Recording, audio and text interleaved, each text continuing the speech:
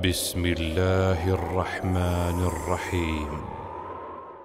به نام خداوند بخشنده و مهربان. و بعد السلام علیکم دوستان عزیز گرامی. بینندگان گرامی، من و شما صحنه گزارش دادن بعضی مسئولان را در آخر سال یا در آخر موسم دیدیم. چگونه از جانب کسانی که منصب بالاتر از آنها دارند آنها را بازپرسی میکنند و این زیردستان برای آنها گزارش خود را پیشکش میکنند.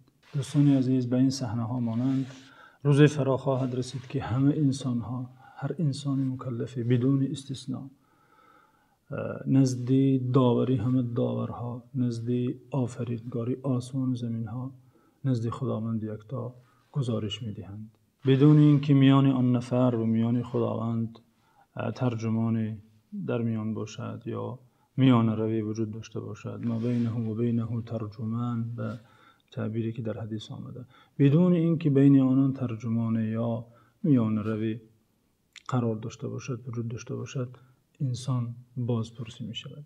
این حقیقت در چندین آیه قرآن و اینچنین در احادیث زیاد وارد شده آمده است. از جمله آن احادیثی که این معنا را افاده می کند حدیثی است که امام بخاری و امام مسلم از روایات عبدالله ابن عمر روایت کردند که فرستاده خدا صلی الله علیه و سلم فرمودند: کلکم راع و مسئول عن رعیته، فالامام راع و هو مسئول عن رعیته، والرجل في أهله راع وهو مسؤول عن رعيته، والمرأة في بيت زوجها راعية وهي مسؤولة عن رعيتها، والخادم في مال سيده راع وهو مسؤول عن رعيته، فكلكم راع وكلكم مسؤول عن رعيته. فرستاده خدا صلی الله علیه و سلم در این حدیث شریف صحیح با این جمله عمومی و فراگیر بیان داشته ایستادند که ای بندگان خدا، ای مردمان، هر یکی شما مسئول هستید و از اون چیزی که خدا در زیر دست شما قرار داده است مورد بازپرسی قرار خواهید گرفت. پیامبر صلی الله علیه و سلم بعد این جمله فراگیر عام که همه کس را در بر میگیرد، به خاطر توضیح بیشتر، به خاطر که مسئله بازم روشن‌تر شود، یک چند مثال آوردند. فرمودند: فالامام راع و هو مسئول عن رعیته، یعنی حاکم و راهبر مسئول است و در مورد زیردستانش نزد خدا مورد بازپرسی قرار میگیرد و خداوند از اون میپرسد، از همان مردمانی که او بالای سر آنها حاکم است، راهبر است و آن خلق رعیت او حساب میشوند. خداوند فرد درباره آنها از او میپرسد: چه کسی گرسنه ماند، چه کسی بیمار شد، دارو دوا نیافت، چه کسی کار نیافت، آیا مرزهای آنان را حمایه کرد، آیا جان و مال آنها را حفظ کرد. نه تنها از خون ریخته بلکه از هر اشک ریخته او را خداوند میپرسد. نه تنها از ضرب و لط یکی از رعیت بلکه حتی از آزار رسیدن به کسی از رعیت او مورد سؤال و پرسش خداوند قرار میگیرد.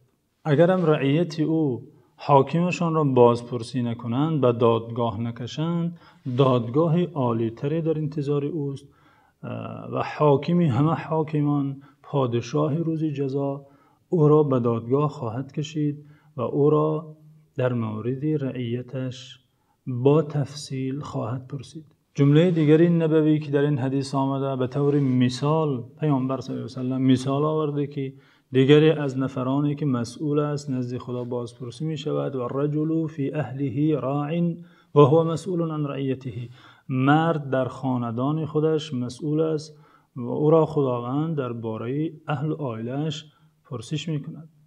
مورد بازپرسی سخت قرار می گیرد که فرزندانش را آیا به نفقه، به لباس و طعام و به جای زیست تأمین کرده، بعد آنی که نیازهای جسمی و بدنی آنها را فراهم کرده، آیا نیازهای روحی و قلبی و فکری آنها را مهیا کرده، آنها را آیا تعلیم داده، برای آنها آیا نماز و روزه و دین و ایمان آموخته و یا نه.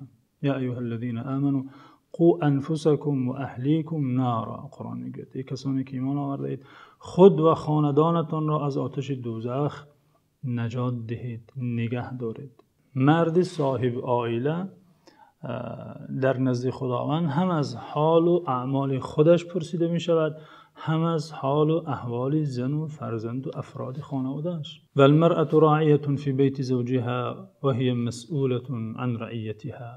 زن در خانه شوهرش مسئول است و او را پرسیده می شود. رعیت زن خانه است و فرزندان است و مال و عرض و ناموس شوهر است که آیا این چیزها را حفظ کرده؟ فرزندان شوهر را آیا تربیه صالح درست نموده؟ آیا مال شوهرش را درست حفظ و نگهبانی کرده؟ آیا آبرو، ناموس و حیثیت شوهر را حفاظت نموده؟ زن در خاندان مسئول است و او را از این امور در روز آخرت پرسیده می شود. بعد این پیامبر صلی الله علیه و سلم کسی دیگری را مثال زدند که بازپرسی می شود که در گمان ما شاید نمی رفت که این مسکین نیز مورد بازپرسی قرار می گرفته.